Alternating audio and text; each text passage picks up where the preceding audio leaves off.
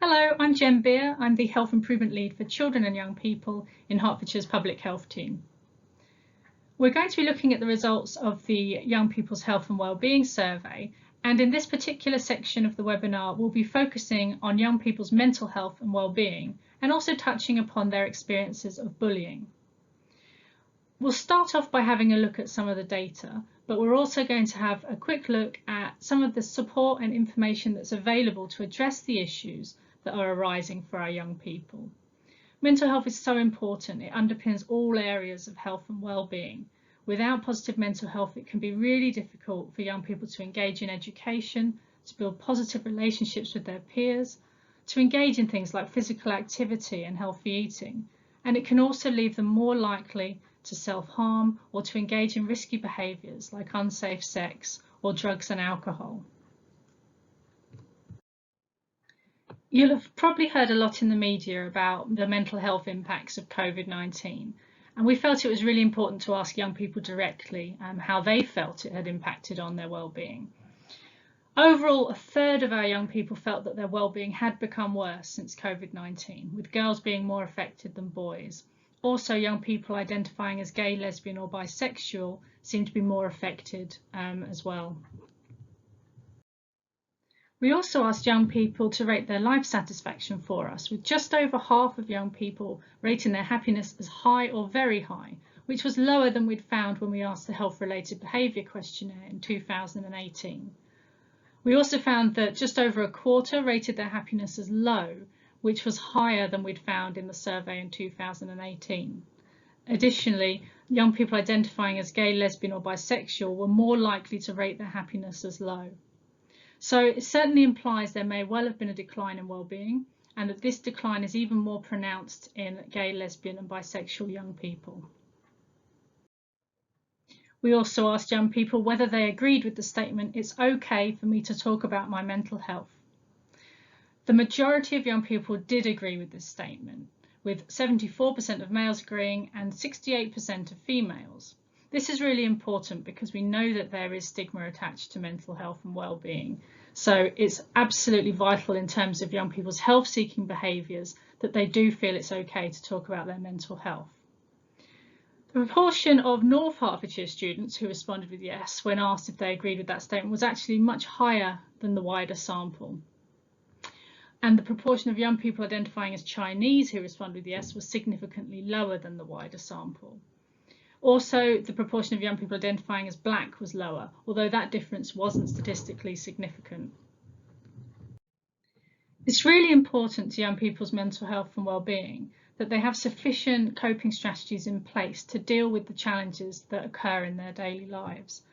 And the 5 things that young people are currently most worried about in Hertfordshire are schoolwork, their appearance, mental health, COVID-19 and loneliness.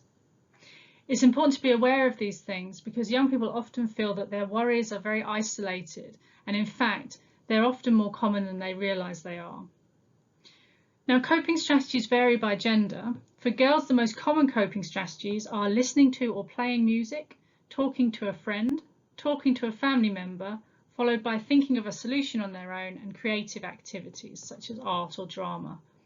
For boys, the most common coping strategies are playing computer games, listening to or playing music, talking to a friend or family member, followed by exercising.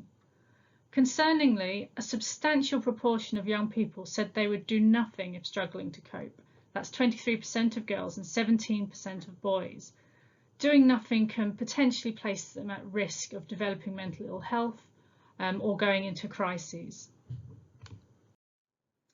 Another really important thing for young people to be aware of is the support and guidance that's available to them in terms of their mental health. And young people were asked to select 3 sources of support they would find most useful if they were struggling. By far the most common response was parents or carers.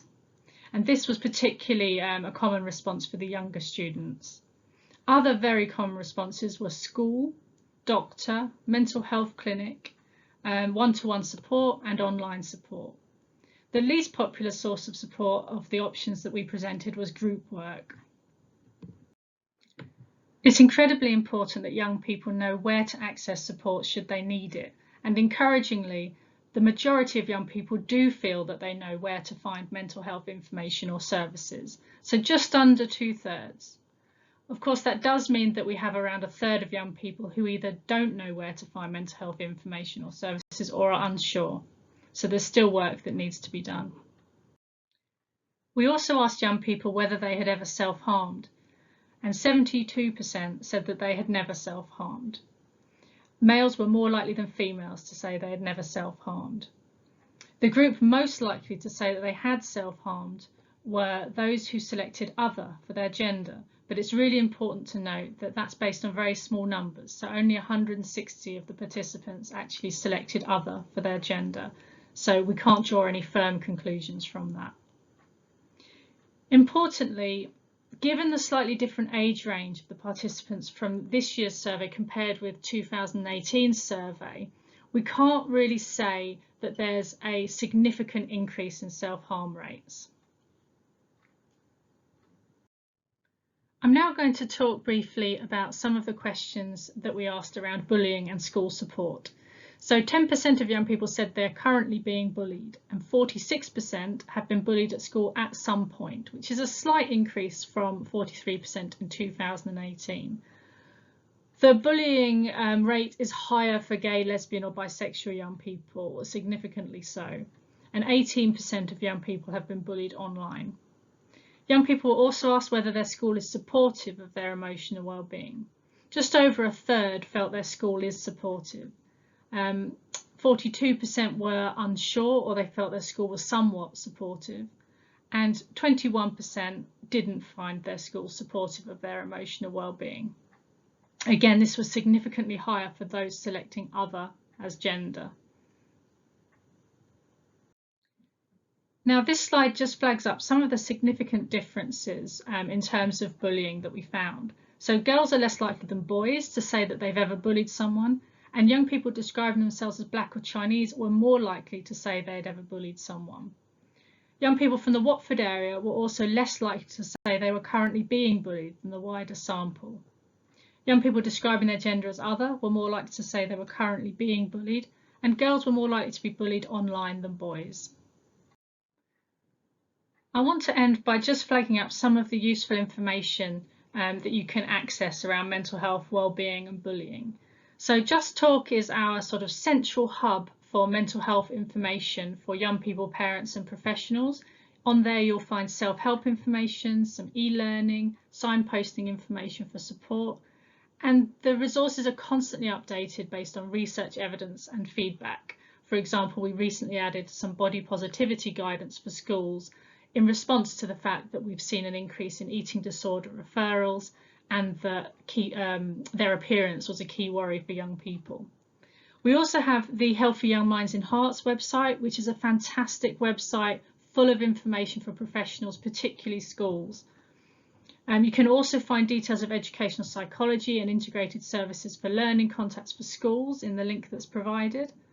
And services for young people. They provide brilliant support for lesbian, gay, bisexual and transgender young people, and we've noted throughout this presentation that they are at an increased risk potentially of self-harm and of some of the mental health challenges.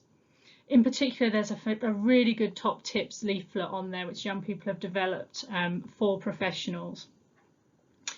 There's also lots of different support services out there to support young people. So we have the Chat Health text messaging service provided by our school nursing service. We have COOF online for 10 to 25-year-olds, Hearts Mind Network's helpline for 10 to 17-year-olds, and Always HPFT's free 24/7 helpline service as well. So hopefully, no matter what a young person's preferences are in terms of support avenues, there'll be something there for them. Thanks very much for your time.